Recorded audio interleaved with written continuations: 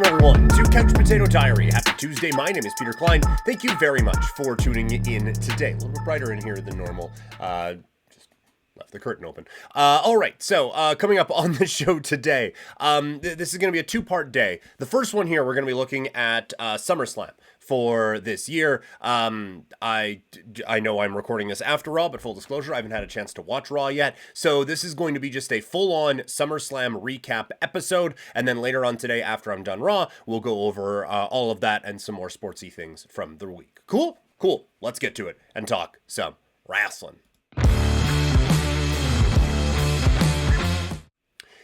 WWE Summerslam is now in the books, and what a night it was. First of all, just overall thoughts on the show. I really enjoyed it. It was a show to me that kind of just flew by, and it felt like it was a major show that felt like a major show, and it feels like coming out of it now, like I am reinvigorated in a number of different stories going through, and we'll talk about those kind of as we go along here today. But we start with the Women's World Championship. It is Liv Morgan defeating Rhea Ripley at 15:55 to retain her Women's Championship. You get the Dominic Mysterio interference in at the end. I thought this match, even before that, the near falls were great. The crowd was into it. This is probably Liv Morgan's best match in WWE. I thoroughly enjoyed what we saw from this particular bout. I really, really liked what we saw in this, and I am really excited to see where this goes now with Rhea Ripley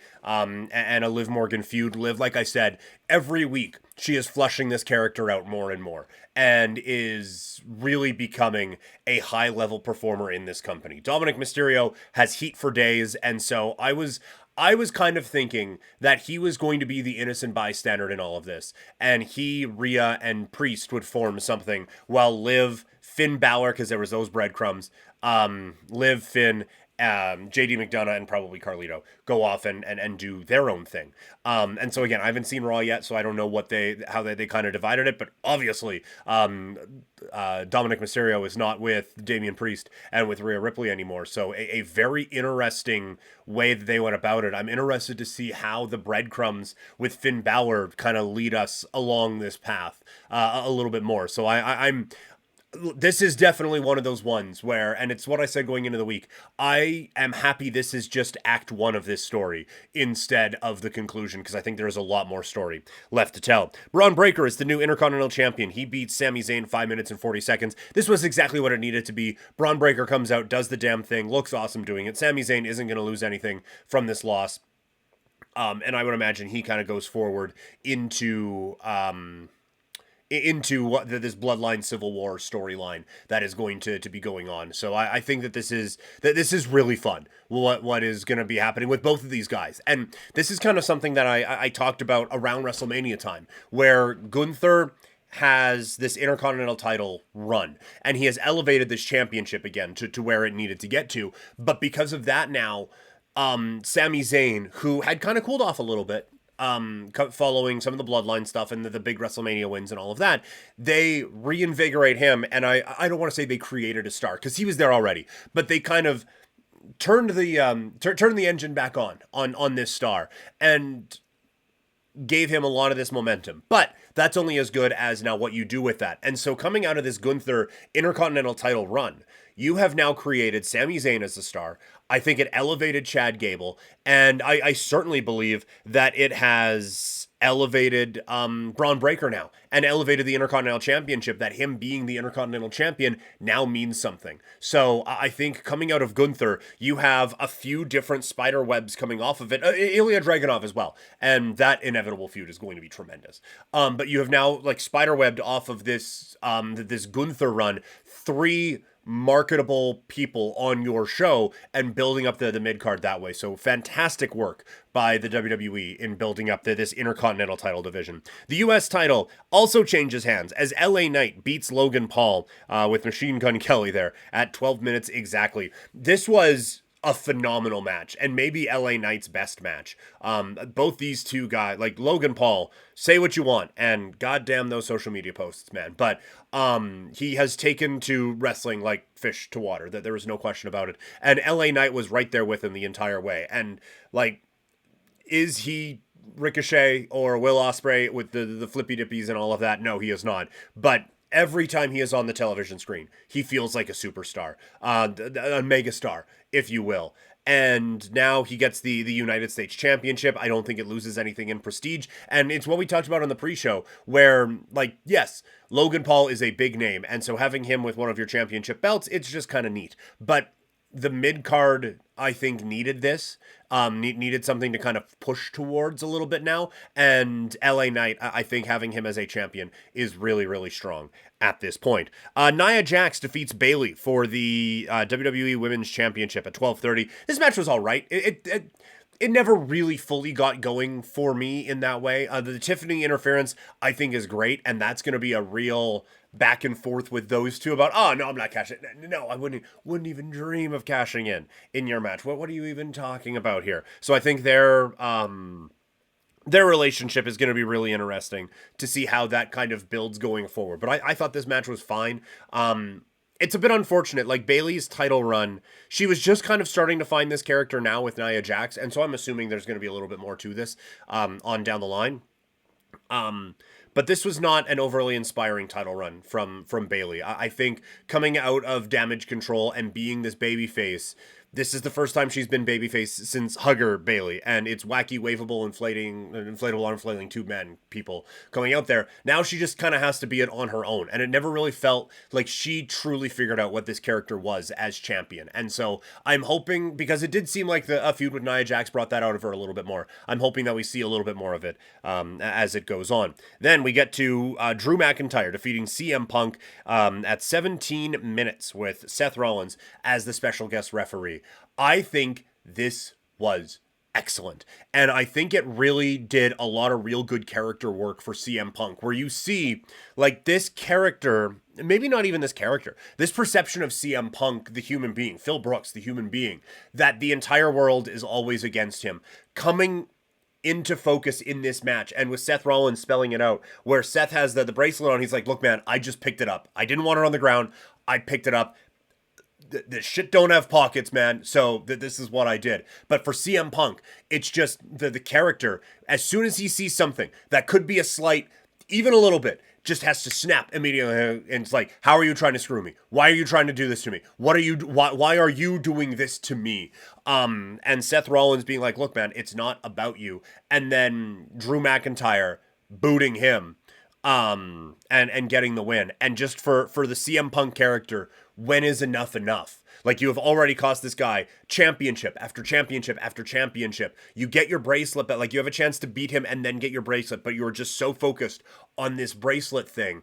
And it's just like, for Punk, who thought he was playing the mind games, to have it come back around and be played on him was a real interesting dynamic in this match. And I thought, like, from an actual X's and O's standpoint, I mean, these two guys know what they're doing more than I do.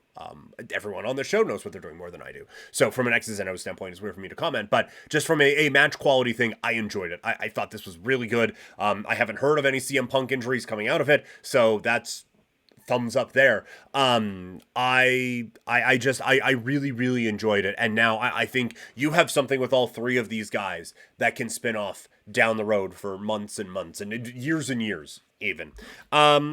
Gunther defeats Damian Priest to win the World Heavyweight Championship at 1640. I thought these two had a really good match before things really started to pick up. The thing was, like, no one was buying some of the false finishes early on in this bout, and that was something in the main event as well. But I thought, like, Gunther here looked like a champion, and Damian Priest was with him the whole way. I know there have been a couple of issues in a couple of Damian Priest championship matches, but Priest was with him every step of the way in this one, and it was really enjoyable to me to watch this whole thing kind of play out. And then you get Finn Balor, like, they've been teasing the Ascension for weeks, and he finally puts the foot on the rope, and it's the turn back, and then Priest can only focus on that betrayal, and he just loses all thought of being the world champion and can only focus on that.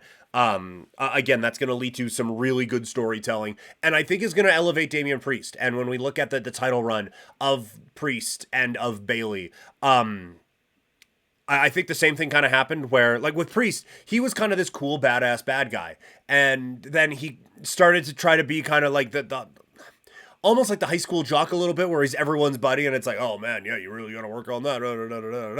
And I think he lost. The same thing happened with Swerve. It happens a lot with baby faces that are kind of this badass when they reach that top of the mountain, and then they try to be the everyman, and it's, oh well, you never know. He kind of lost what made his character feel a bit more like a main event badass character. And so I'm hoping now in a feud with Finn Balor and probably Dominic and all of them, that he gets that edge back to his character. For Gunther, he is absolutely deserving of this World Heavyweight Championship. And I think like he is legitimately one of the best wrestlers in the world right now. And he is just so different from anything we have ever seen. And it is a blast. It has been a blast to watch this guy develop and turn himself into this star in WWE. And like even in a previous era, I think he would have worked given the commitment he made to his body and to his physical fitness and to getting this thing kind of back on track. Just really, really well done, the whole thing. Unbelievable. And then in the main event, Bloodline Rules. Cody Rhodes defeats Solo Sikoa at 29 minutes and 10 seconds. I was surprised at how much of a standard wrestling match this was for most of this match. And then you get the interference, and we all knew that. But no one was buying anything these guys were doing in terms of just the regular singles match. Everyone was waiting for this to turn into WrestleMania 40 again, and the teams come in, and then, oh, who's this? And oh, wow, here we go. The one thing that was really interesting, the amount of people who were doing the yeet chants for Jey Uso, who, like, everyone, we all kind of knew Roman was going to be coming out and being the guy, but people still wanted to see Jey Uso. That was just something that I noticed that is, I think, really important for them going forward. So the match itself, it was what it was. I don't think, no one was buying anything in terms of false finishes or anything until we saw basically everyone come out. And then even then, I don't think anyone was going to buy what Roman, that Cody Rhodes was going to lose this match. But the big part of it now is Roman Reigns is back with the original or only Tribal Chief t-shirt on, and he is back. And now this storyline really can take off. And I think that this is going to be, again, one of the storylines of the year. And I think the Roman-Cody dynamic is going to be a fun part of it the whole way. And this is going to now really be a test of Solo Sikoa as a head guy and everything that is going on. Unfortunately, it looks like there might have been an injury as Jacob Fatu does the dive from the ring onto the table, and his leg hit pretty hard there. There are some reports that he was told to just sell the leg anyway, and that maybe he was going to be a whatever, or it could be legitimate. It looked tough, but hopefully he is all right, because this is a performer that I think the world of, and I'm so excited to see what he does. But I am excited to see all the puzzle pieces in place, and that big one, the final boss. What's The Rock's involvement in this whole thing? I'm really fascinated by that. But anyway, that's our quick breakdown of SummerSlam. Gonna put this up now, gonna go watch Raw, and we'll come back with the Raw breakdown and a little bit more sportsy type of stuff on there. So thank you all so much for tuning in. This has been the SummerSlam breakdown here on Couch Potato Diary.